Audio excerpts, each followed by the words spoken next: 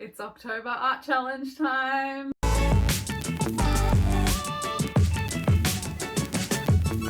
Hi everyone, if you're new here, my name is Sally and I'm a mixed media artist in Australia. And if you're not new here, welcome back. October is Art Challenge Extravaganza, Bonanza, Eleganza. Category is Eleganza Extravaganza. Anyway, October is when it is a really exciting time to be an artist online, because lots of different art challenges are happening. It's a really wonderful time to be part of a community and knowing that everyone's creating. So I just wanted to talk about how I prepare for October and the art challenges, and show you the process of painting one of the pieces for BIRDTOBER, which is what I'm participating in this year. This will be my 4th year completing an October art challenge.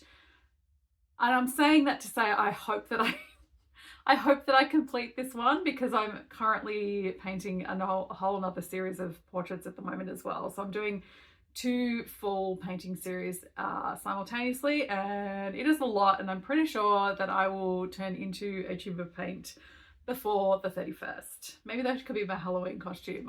Me as a tube of paint. 2021 was the first year I decided to commit and take it seriously and do a whole series, and I did Charlie Clement's Face-tober, and I completed that in my sketchbook. 2022 I did I'm a Wonder's Mythical Pinups, and that was only 12 prompts. So I did full A5 paintings for each of those prompts, and I really love that series and how that turned out. And then last year for 2023 I participated in Mabgrave's Drawlloween, and I did 31 full pieces of art.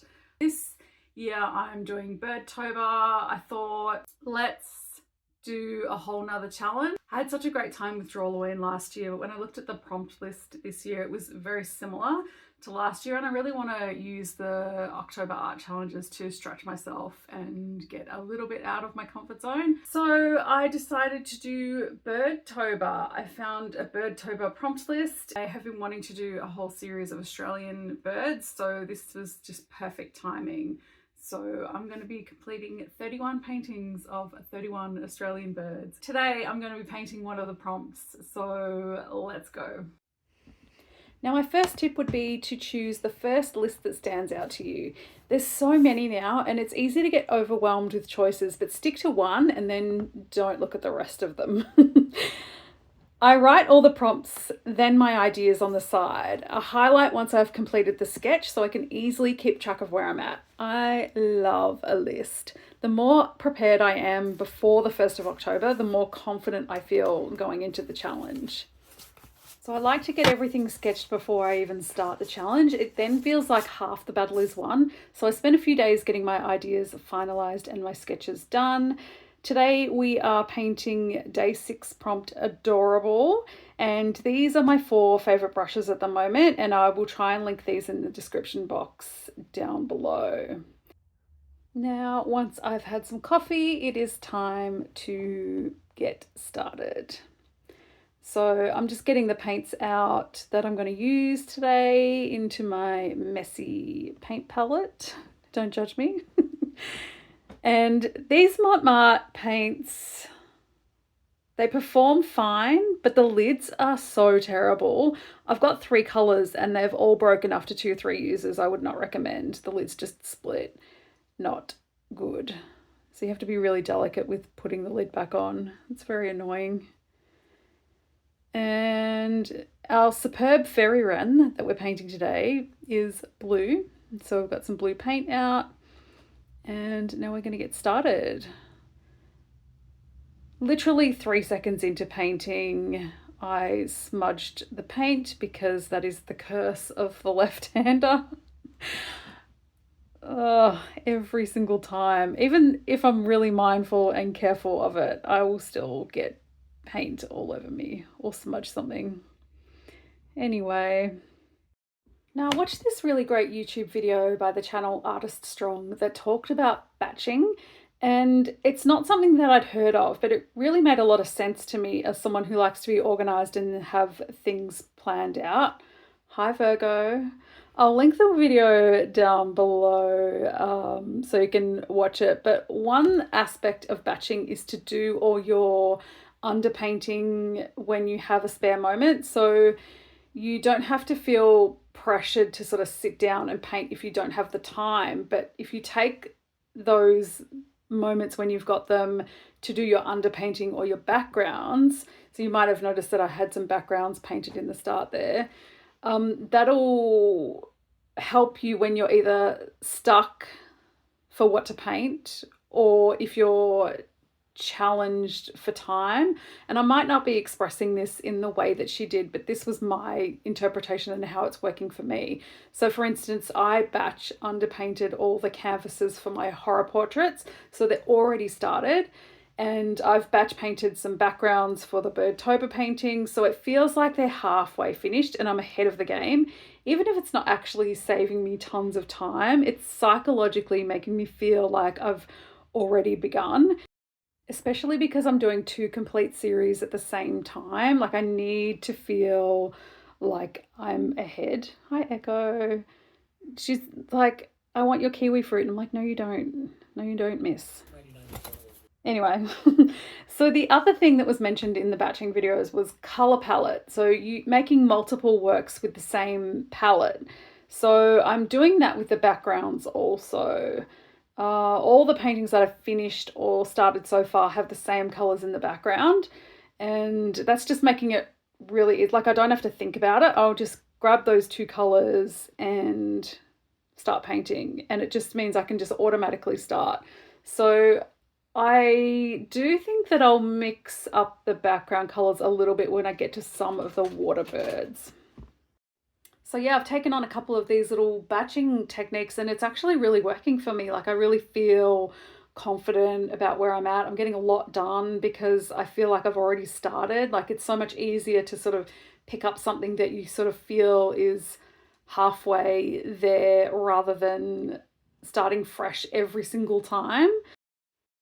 So these would be my tips to start really any painting series or project that you want to work on, because I'm applying this to the horror heroine series as well, is to have all your ideas mapped out beforehand, as much sketched as possible, do your underpaintings or start your backgrounds, and then, you know, you're good to go. You're so set up for success. And this is what's working for me anyway. So I'm going to link that video for you so you can watch it, because I got a lot out of it.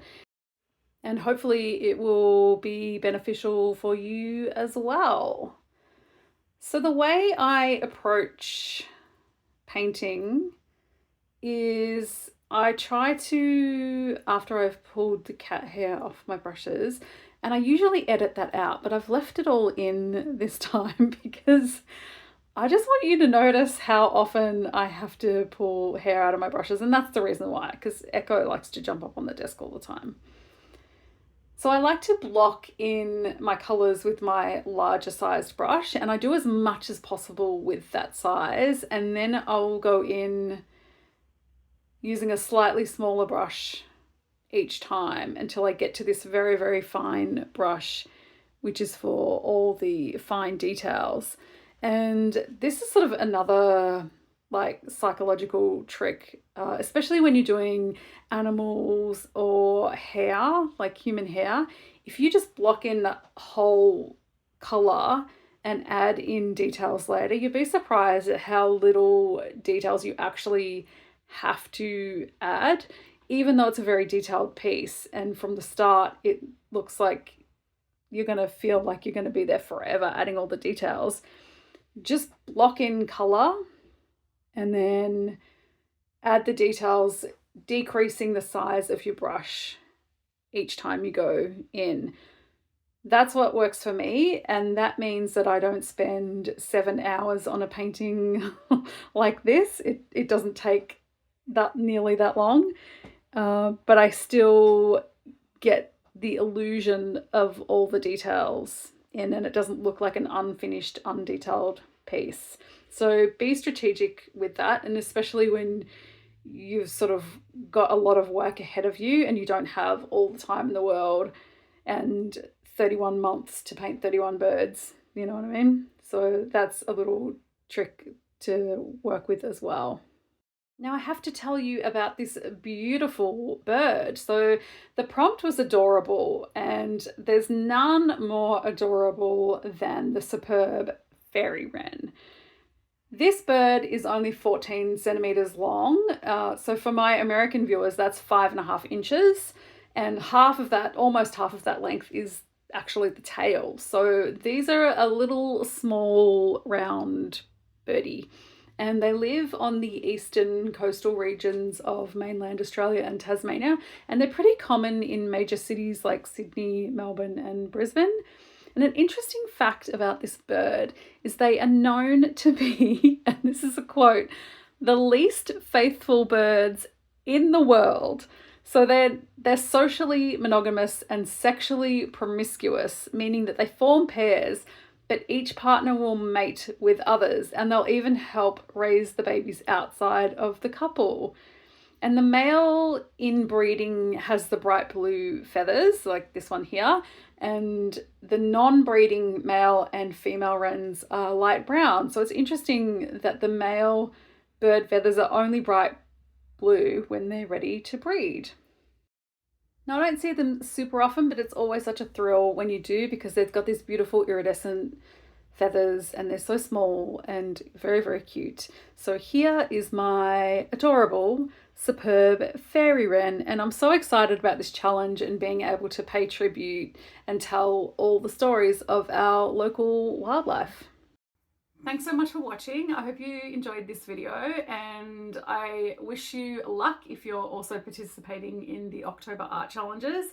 It is a very hectic schedule and it's a lot of work. I know this video is coming out at the start of October, but if you approach them with as much preparation as you possibly can and don't put too much pressure on yourself, like, I don't know how the month is going to go. I don't know how this is going to end up. I know what I've done so far and I'm on track to complete it. Hopefully I do. I hope all the rest of you do too. I would love to know which challenge you're going to take part in the comments, and consider subscribing to the channel for more art stuff. All right, let's all get back to our prompt lists. See you next time. Bye.